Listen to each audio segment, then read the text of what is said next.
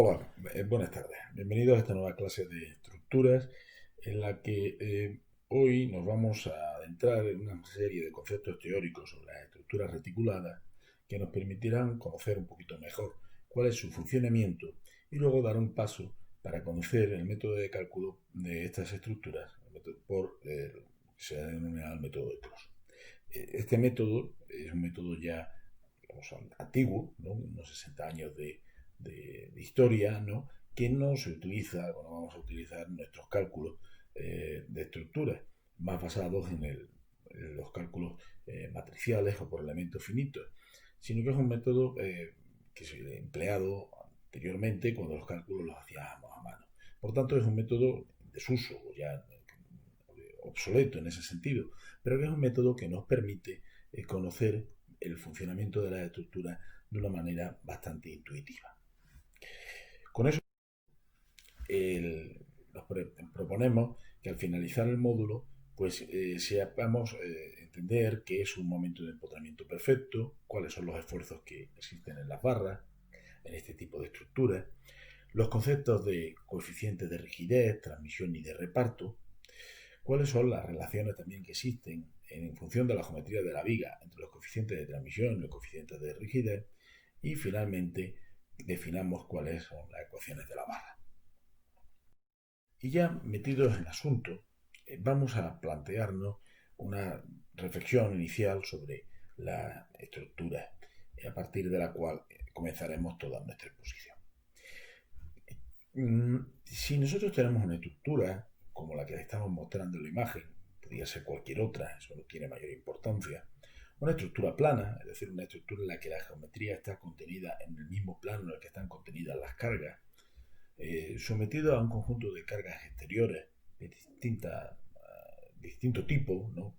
Que quieran, como las que estamos viendo en la figura, cargas puntuales perpendiculares a la barra u oblicuas, momentos puntuales, cargas continuas.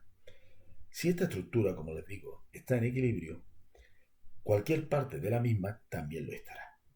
Y cualquier parte de la misma estará en equilibrio sometida a las fuerzas exteriores que actúan sobre ella, es decir, a estas fuerzas que estamos viendo aquí, aislado, sobre esta barra que hemos aislado, las fuerzas exteriores que actuaban, la carga continua, más el momento aplicado en un punto cualquiera de ellas, más las reacciones las reacciones que ejerce el resto de la estructura sobre la barra. Es decir, este momento dorsal, que vamos a llamarlo, el de un extremo, y momento frontal del otro.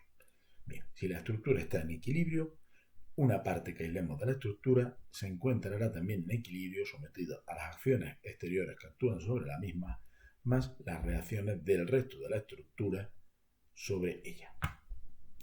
Y si yo tengo esta barra en equilibrio, puedo descomponer esta barra sometida a este conjunto de fuerzas, a este estado de fuerza, lo puedo descomponer en la suma de dos estados de fuerza independientes, como el que represento en la figura de abajo. Uno en el que se encuentran únicamente las fuerzas exteriores que actúan sobre la barra y otro en el que solo considero las reacciones del resto de la estructura que ejerce sobre ella. En este caso estamos hablando de una situación de equilibrio de momentos. Bien, y por tanto yo puedo determinar los esfuerzos que existen en la estructura, los puedo determinar mediante la suma de dos estados de carga o dos estados de fuerza diferentes. El estado 1 más el estado 2 es equivalente al estado original. Evidentemente, también la estructura ejercerá unas reacciones, unas fuerzas de reacción perpendiculares a la directriz de la barra y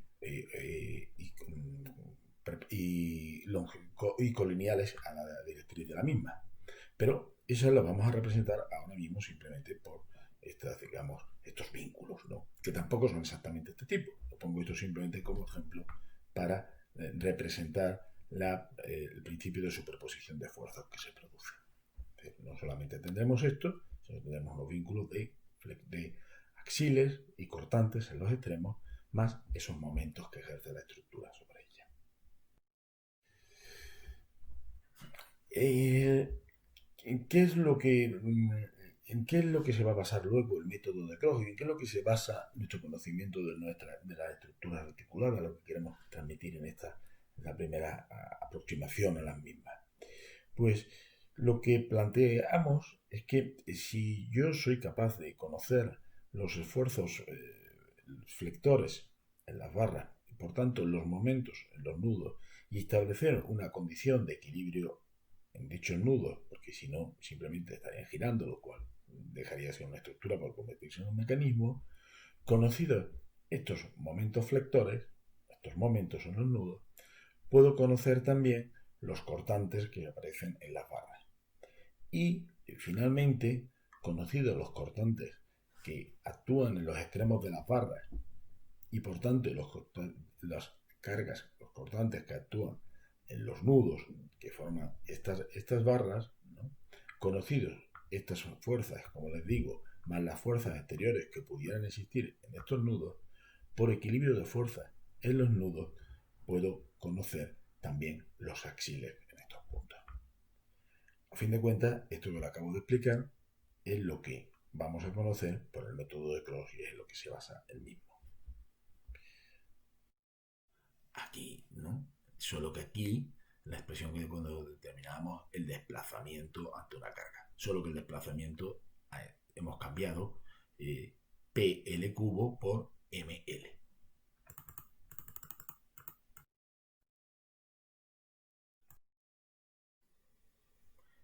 La base, digamos, la esencia de la expresión, la esencia de la deformación es la misma.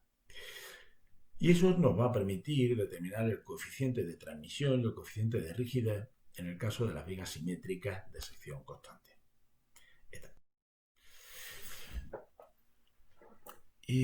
Si yo tengo una viga apoyada empotrada, sometida a a un momento en su extremo apoyado, tal como vemos aquí en la primera figura, ¿no? Y esta estructura, bajo este estado de carga, es equivalente a esta otra segunda, donde cambio el empotramiento en el nudo 2 por un momento en el nudo 2, ¿no? Será equivalente, les digo, siempre y cuando el giro que se produzca en el nudo 2 sea igual a 0. Es decir, yo esta estructura la puedo cambiar por un momento, el empotramiento en esta estructura lo puedo cambiar por un momento M2, siempre y cuando ese momento M2 provoque que el giro resultante, el giro final al que se encuentre sometido el nudo 2 de esta barra, cuando está sometido a estos dos momentos, sea igual a 0. Y yo a su vez, este estado de carga, esta estructura, lo puedo dividir en dos estados de carga diferentes. Uno en el que tengo el momento original aplicado en el nudo 2 y otro en el que tengo el momento 2, incógnita, ¿no? Que sustituye a mi empotramiento en el extremo de la barra. La condición será que cuando yo calcule el giro del nudo 2 en este primer estado y lo calcule en el segundo estado y sume ambos giros, la condición será que la suma de ambos giros sea igual a 0. En la expresión, perdón, lo hemos visto en la diapositiva anterior. El momento 2 es igual al coeficiente de transmisión por el momento 1 y el coeficiente de transmisión es igual a un medio. Luego el momento 2 es igual a un medio del momento 1. Bueno, pues sustituyendo el momento 2 por el momento 1 partido 2, por obtener L partido 6EI, y sumando estos dos términos obtengo ML partido 4EI. Habíamos dicho que el coeficiente de rigidez es la relación que existe entre el momento aplicado en un extremo de la barra y el giro que se produce en el mismo. Bien, pues en este caso, ¿no? la relación entre ese momento y el giro que se produce, despejando, pasando el giro a la derecha de la expresión y pasando 4EI y L a la izquierda, ese coeficiente de rigidez es 4E. La misma deformación que se produce en la barra AF es la misma que se va a producir, el mismo giro que se va a producir en la barra AG, la misma giro que se produce en el nudo A de la barra AB y en el de la barra AC. Bien, pues ya quedándonos con solamente estas tres barras como barras que equilibran el momento aplicado en el nudo A, nos quedamos con solamente estas tres barras que son las únicas que pueden transmitir esfuerzo en el nudo A y por tanto oponerse al giro que intenta provocar el momento aplicado. Por lo tanto, si el nudo A está en equilibrio, la condición será que el momento exterior que actúa sobre él sea igual y de signo contrario a los momentos de reacción de las barras sobre el nudo A.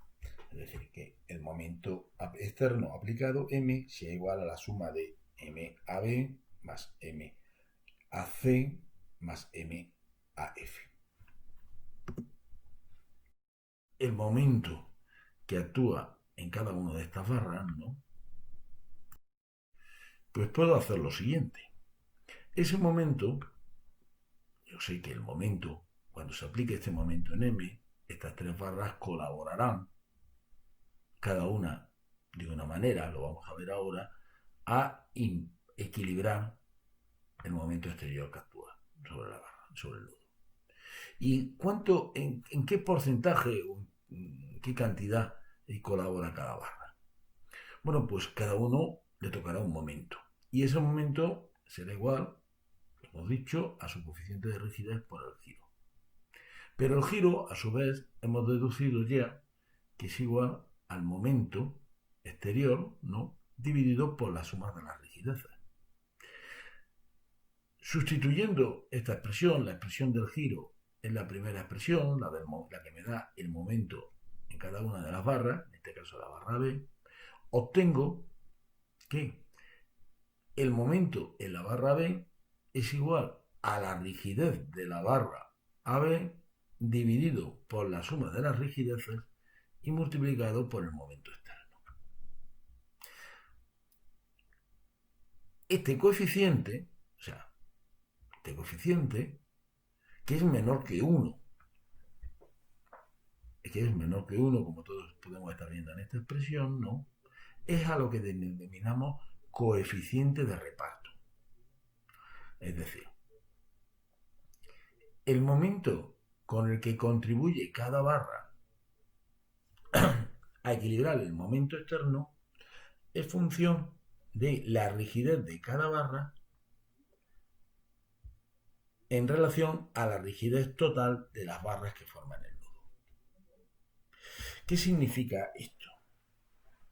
Pues esto lo que significa es que ante unas acciones externas que actúan sobre nuestra estructura, se originan una serie de momentos, ¿no? Y esos esfuerzos, esos momentos, se reparten no en función de la capacidad de resistencia que tenga las barras, sino en función de sus rigideces. De esta manera podemos tener barras muy rígidas, pero con poca resistencia. Imagínense ustedes barras de mucha sección, ¿no? Por tanto, muy rígidas, pero a lo mejor muy débilmente armadas, por las circunstancias que sean, ¿no? Eso puede provocar que en el reparto de momentos para encontrar el equilibrio de la estructura, para provocar el equilibrio de la estructura, esas barras que son más rígidas asuman mayor momento, asuman mayor responsabilidad para obtener el equilibrio de la misma. Pero una cosa es lo que tengan que asumir y otra cosa es lo que puedan resistir.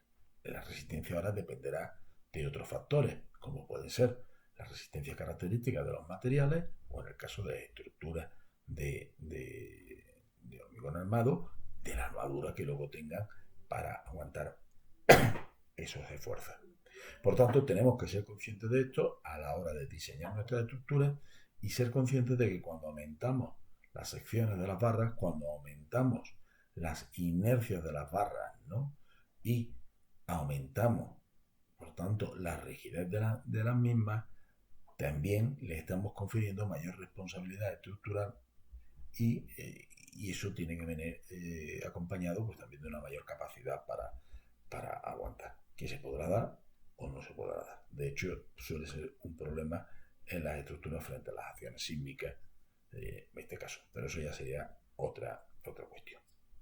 Lo que sí nos queda es una cuestión última, que es darnos cuenta de que si este coeficiente de rigidez, de la relación entre la rigidez de una barra y la suma de todas ellas, no.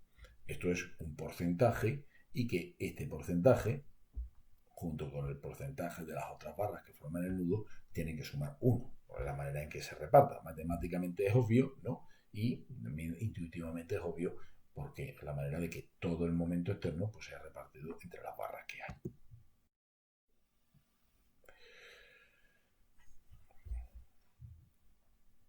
Bien. Solamente un comentario ya de cultura estructural general, ¿no? Que es decirles que en el cálculo de nuestras estructuras articuladas, por el método de Cross, empleamos siempre rigideces ficticias, teóricas, ¿no? No las rigideces reales de las mismas, ¿no?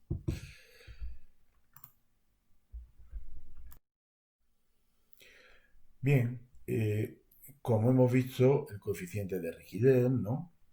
Es una función, una expresión que depende del modo de elasticidad, de la inercia y de la longitud.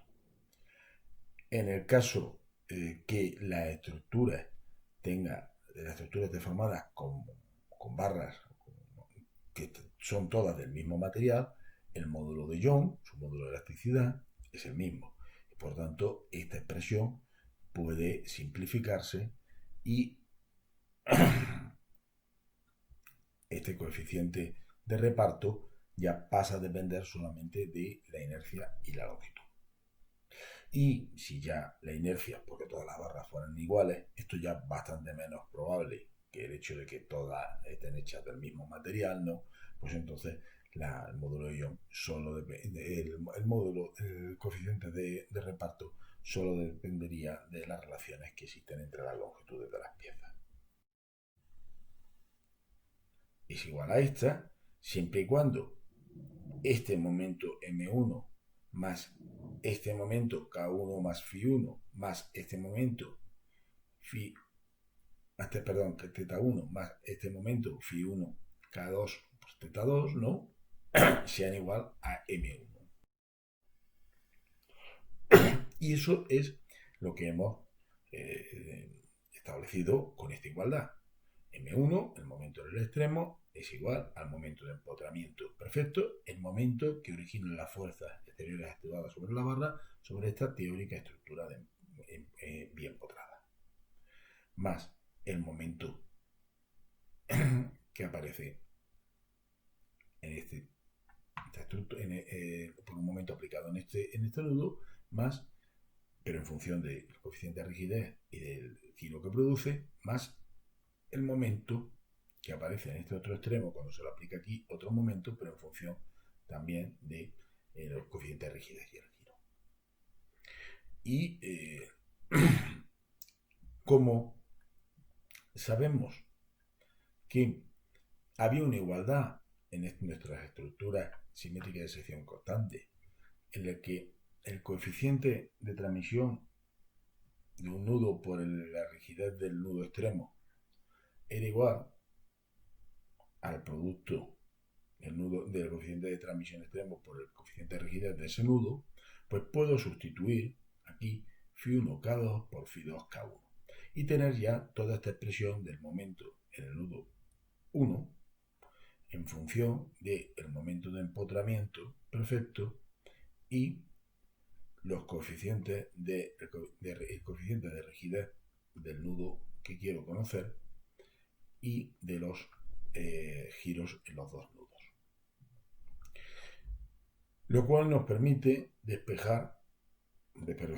sacar el factor común a caso 1, sacar el factor común al coeficiente de rigidez.